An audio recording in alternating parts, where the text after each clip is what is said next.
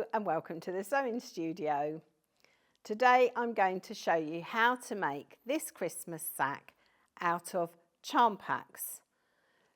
Now for those of you that are quilters, you know that July is all about making for Christmas. We have Christmas in July. And so it's a really good idea to think about getting your Christmas projects started nice and early. This one is really quick, it's easy, and it's a perfect one for beginners. So what you're going to need is a charm pack and 1/2 metre of a contrast fabric.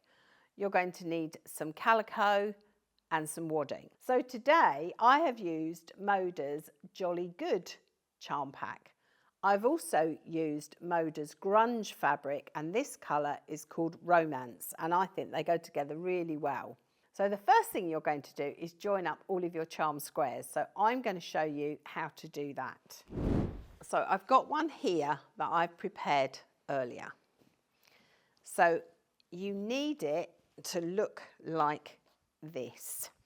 So I have got 4 rows of 4 joined together, and I've repeated that at the other end, 4 rows of 4, and then in the middle I've got 4 squares, and that's going to be the base, the bottom of our Christmas sack.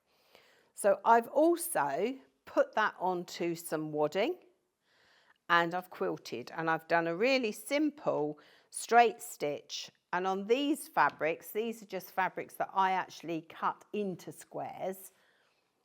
But it's easy if you're a beginner to use a pre-cut charm pack. So I've cut these into squares. They're just some Christmas fabric I had left over, and I've done really simple quilting in a silver stitch, and I've gone 1/4 inch either side of the seam, so tramline quilting. So the next thing you need to do is you need to trim away all of your bits of wadding. So I'm actually just going to do that with a pair of scissors, because sometimes getting in here with your cutter can be a bit tricky. So I'm just going to do that now.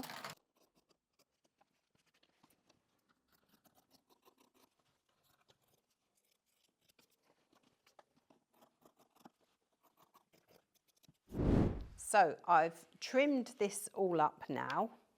And so what I now need to do is to cut out the lining.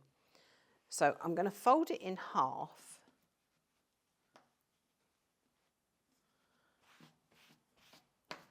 And I'm going to take my piece of calico, which is also folded in half. And so I'm going to use the outside of my Christmas sack as my template. Probably should have given that a bit of a press, but never mind. So I'm going to lay that on there. And what I'm going to do is I'm going to come up fractionally from this fold here.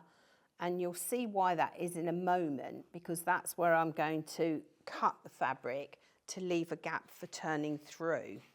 So the next thing I'm going to do is I'm going to trim all of this so it's the same as the Christmas sack. So as I say, that's folded in half, that's folded in half.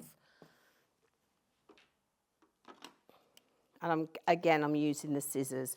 Because this is the inside, it hasn't got to be completely straight. No one's going to see it. And hopefully it's going to be full of Christmas presents, so you're not going to see the lining anyway.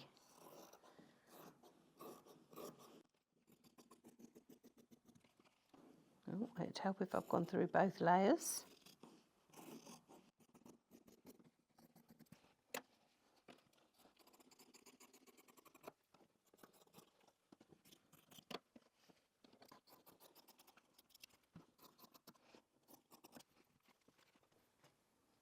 So we've now got our lining piece and our Christmas sack.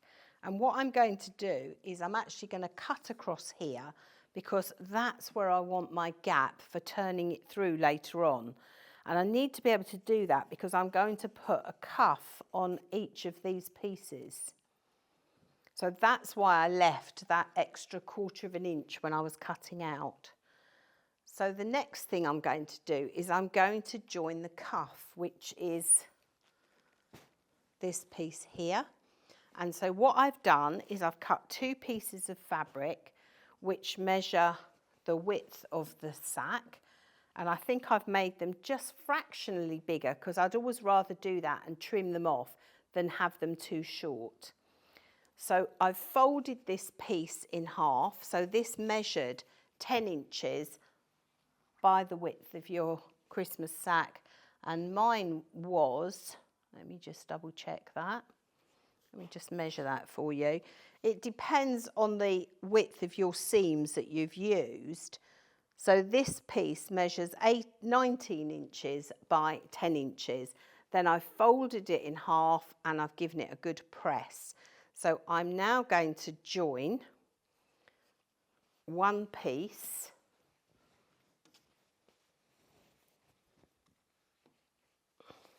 So open it up and I'm going to join one piece to the outside of the Christmas sack, so right sides together.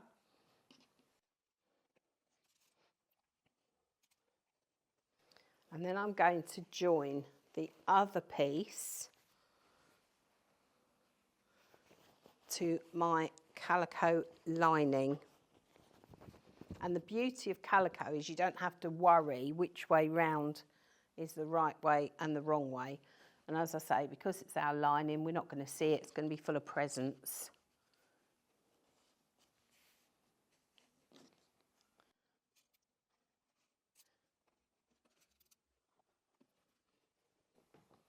And I'm going to repeat that at the other end, and then I'm going to go to the machine and I'm going to stitch those together. So I've come back to show you that I've put the cuff on to the top of the sack and I've put it onto the lining, so you can see this is our lining. This is what we're going to sew in a moment. So we've got the lining, the cuff, the bag, the base, and so it goes, it's one big long piece at the moment.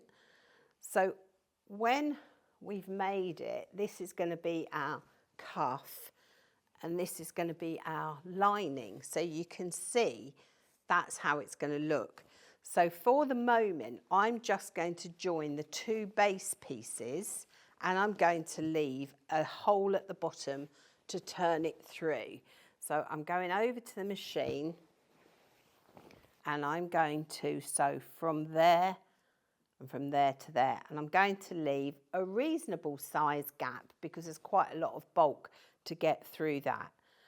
And then when I've done that, the next thing I'm going to do, let me just pop a couple of pins in there for a moment of where I'm going to sew.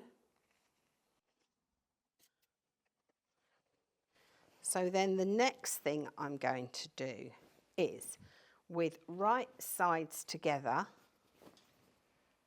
I'm going to sew all the way down each side. Let's turn that round so you can see. So I'm going to sew all the way down there and down there. So this is the bag end. So I'm going to sew all the way along there, over the cuff, all the way along there. That's the lining. And I'm going to do that both sides. And then I'll come back and show you the next stage. So I've stitched all the way down both sides of the bag, the cuff and the lining, and I've left a gap here for turning. So the next thing we're going to do is we're going to box our corners. So to box the corners, you can see this piece that we've got cut out here, and you may remember when we were doing the charm squares, we've got this piece here. So what we're going to do is we're going to open it out like that. So let me just show you that again. So you've got that square piece, because this is folded in half, remember. We're going to open this out and we're actually going to stitch straight across there like that. So I'm going to pop some pins in. And that's what's going to give us our boxy shape for the bottom of our sack.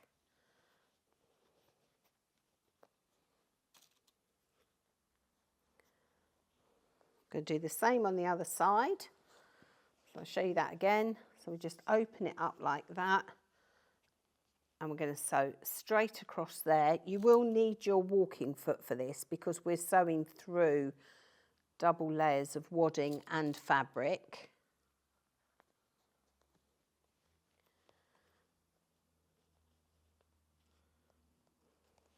And we do the same at the other end with our calico lining.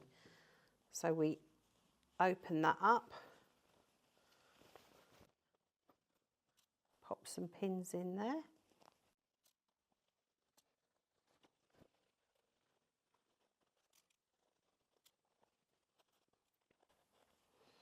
And now I'm just going to the machine. I'm going to sew across there, and across both of those with my walking foot. So you can see I've sewn across there, and I've done the same on the lining. And now I'm going to put my hand into the gap in the lining. And this is why I said you needed to leave a bigger gap. And then the moment of truth, I'm going to pull it all the way through.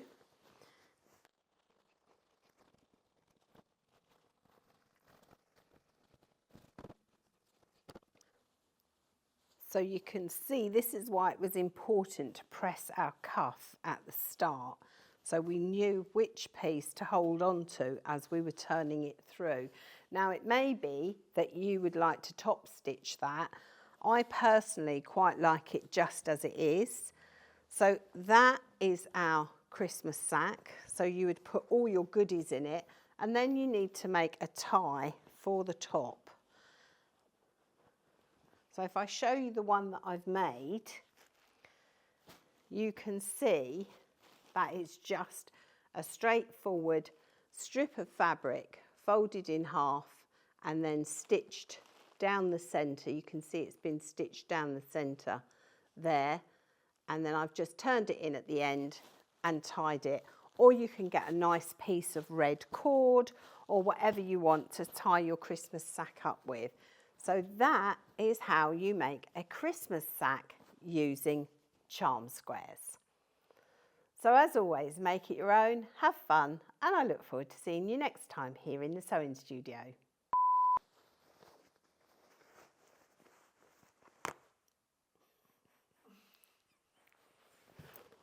I had a feeling you might do that.